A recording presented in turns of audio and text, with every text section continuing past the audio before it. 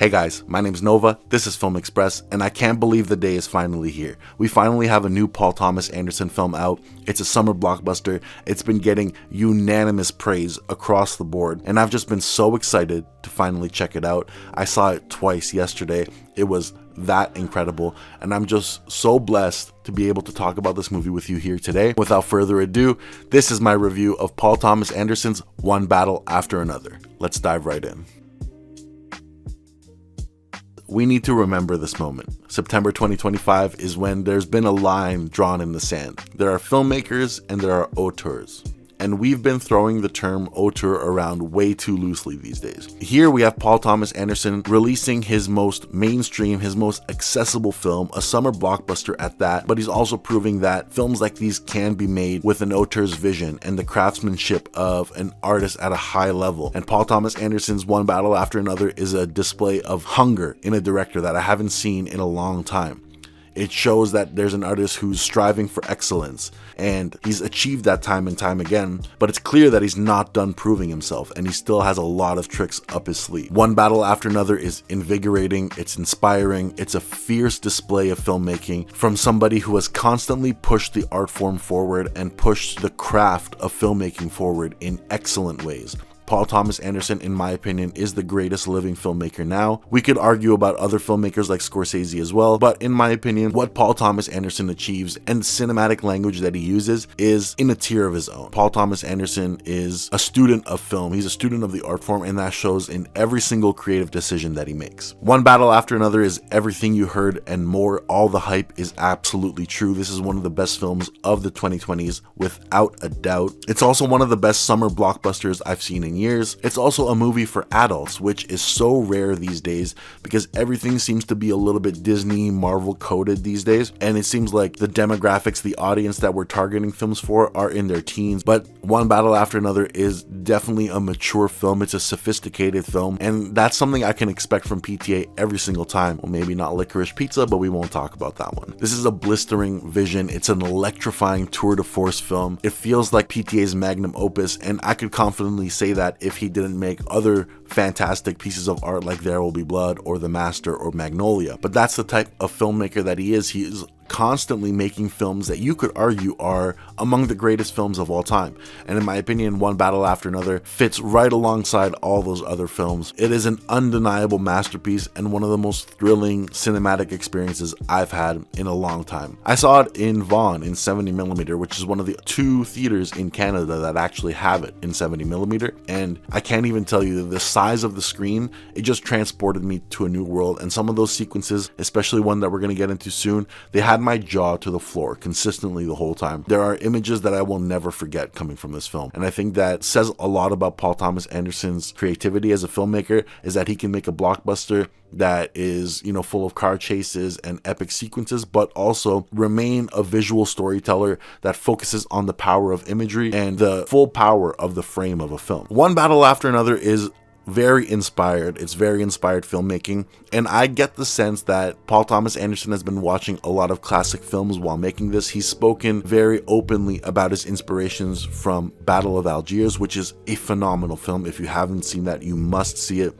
Especially before seeing this, I feel like it adds a lot to your understanding of the film. But also, I really do get the sense that Paul Thomas Anderson is channeling a lot of Stanley Kubrick or William Friedkin in this film. I feel like the satirical tone of something like Dr. Strangelove makes up the foundations of this film. I feel like a lot of the film is comedic and satirical to a point where you almost need to really engage with the material to understand what Paul's saying. It does play for comedy, and that's completely fine, but every moment that is played for comedy also kind of lingers as a larger thematic presence in your mind. That is what makes Paul Thomas Anderson's movies so unique and ripe for analysis, is that no matter what, even if it's a scene that's played for jokes or laughs or funny bits of dialogue, you're always getting layers and layers of depth and meaning. And I also get the sense that beyond the Dr. Strangelove comparisons, a lot of the scenes involving the military or the police, they very much gave me vibes of like Full Metal Jacket or Paths of Glory,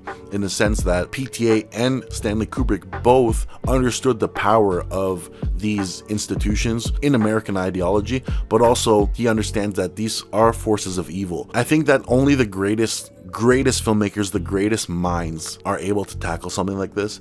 I think that Stanley Kubrick was a genius, undoubtedly. And I think that these days, the only person who comes really, really close to achieving that type of intellectual higher meaning in art is Paul Thomas Anderson. And beyond the Stanley Kubrick comparisons, I really get the sense that Paul is giving an honorary tribute to the work of William Friedkin. And William Friedkin, in my opinion, is a fantastic filmmaker. He's made some of my favorite films of all time. And one thing about Friedkin's films is that he's known for practical stunts, practical effects, and jaw-dropping sequences, two of which have been cemented in film history forever.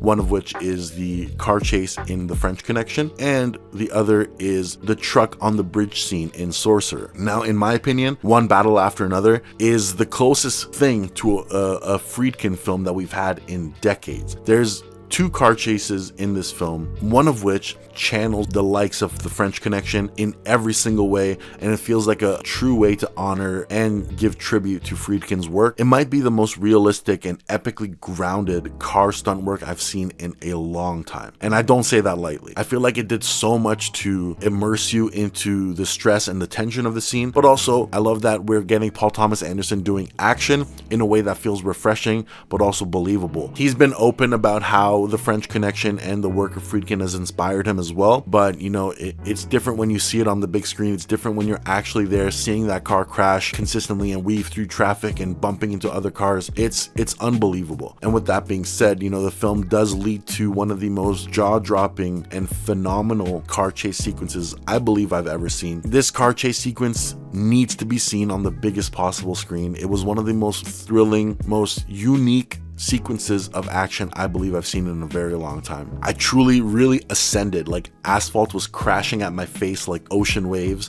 which is a big theme of the film. And you know, the rev of the engine was monstrous. It felt like beasts were all around me, and the emotional stakes at that moment beyond what we're seeing on screen had me so invested. Everything was crescendoing and climaxing in a way where I call these moments kino, where everything on screen and emotionally and mentally and the sound and the music all come together to elevate the experience into something that's transcendental. And I really do believe that car chase sequence has cemented itself in the history of film as one of the most breathtaking sequences of all time. And also, if I do have to make a little bit of a far-fetched stretch of a reference point, I also do feel like he really channeled a lot of Spielberg and Jaws in that film. In my opinion, One Battle After Another is the most mature blockbuster film that we've gotten since Jaws. Having an auteur make a summer blockbuster and be compared to Jaws, The French Connection, Doctor Strangelove, in itself, it feels like cinema is winning. It feels like us as fans, as audience members, we are actually being given great films again. Like, this is a turning point for the industry. Long gone are the days of $250 million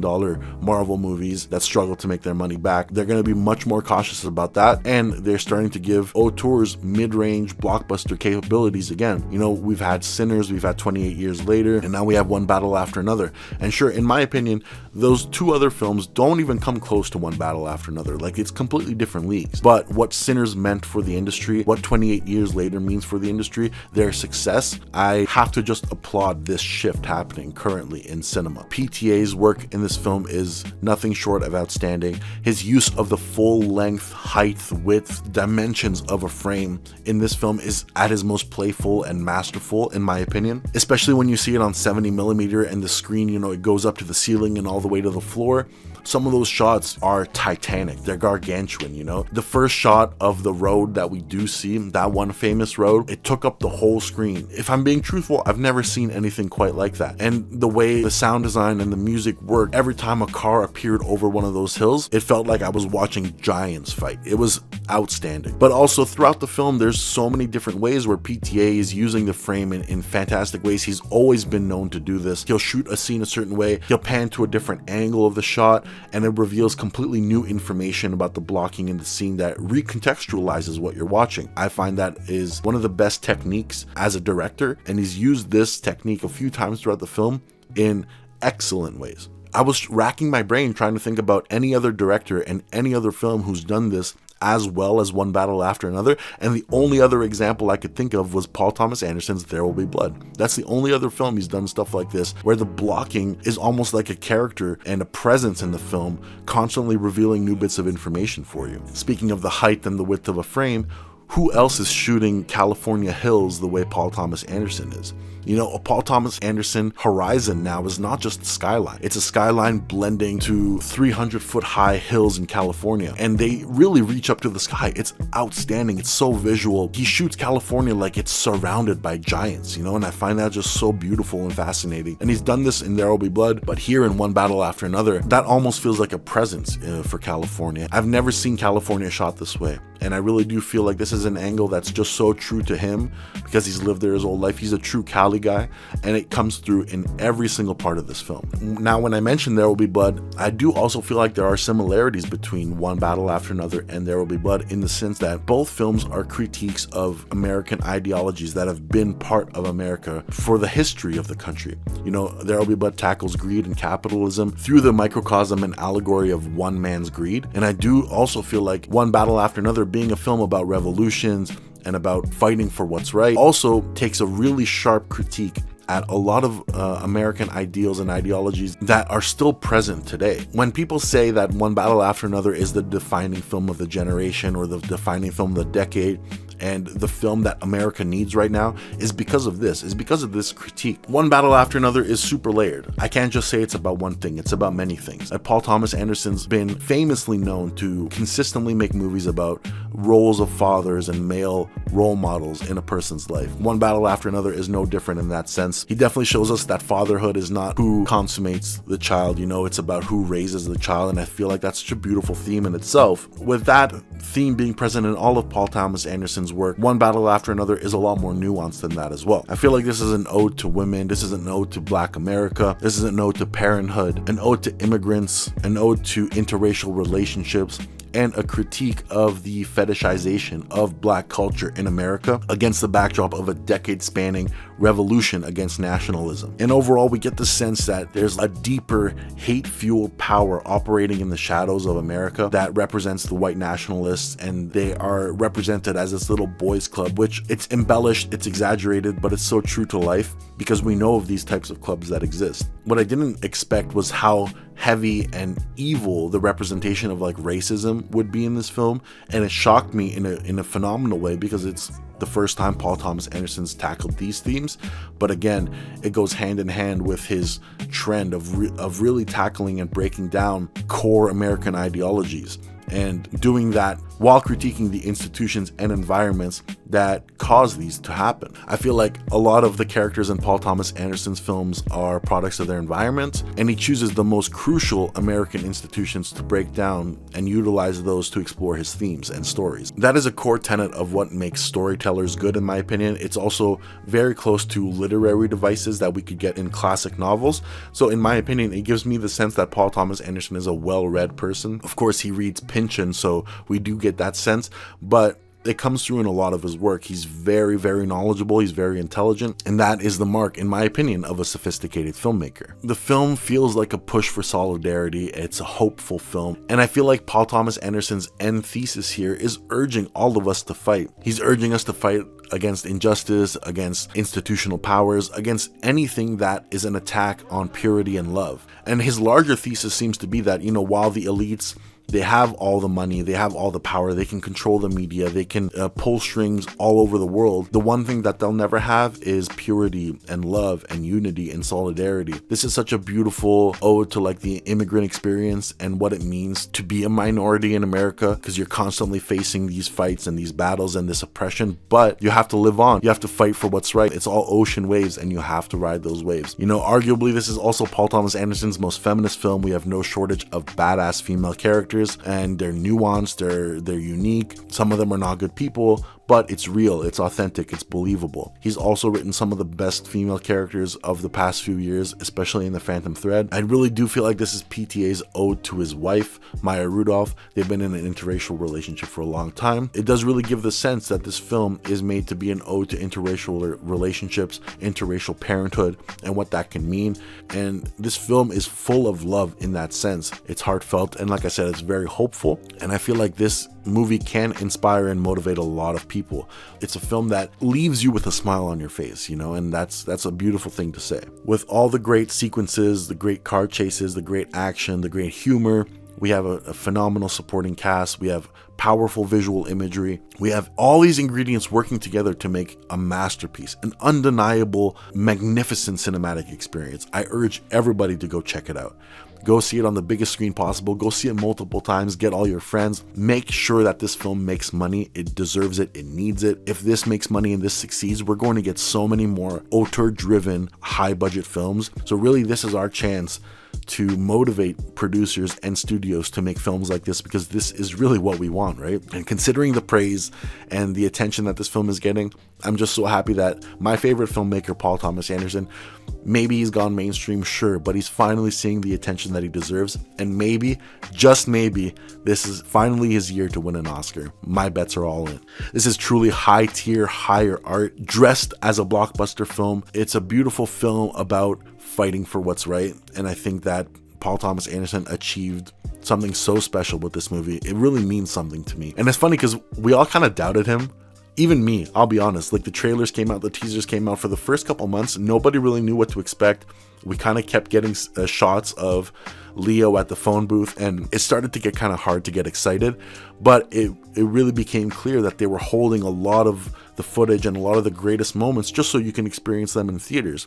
In my opinion, One Battle After Another is a masterpiece. It's as metatextual as it is socially relevant. It's balls to the walls entertaining, and it's everything I want in a film, especially in a summer blockbuster. That being said, guys, I've seen the film twice now. I'm probably going to go see it again tomorrow or the next day. I want to go see it with my family. I feel like this is one of those films that only gets better the more you watch it. Even last night when I watched it the second time, I feel like I learned more about the film and I understood certain things that didn't really strike me the first time. There's a lot of nuance here. I really do believe so. It might look like a simple blockbuster film. It might feel messy, but I promise you everything is calculated, everything is meticulous, and it's the work of an auteur operating at higher levels.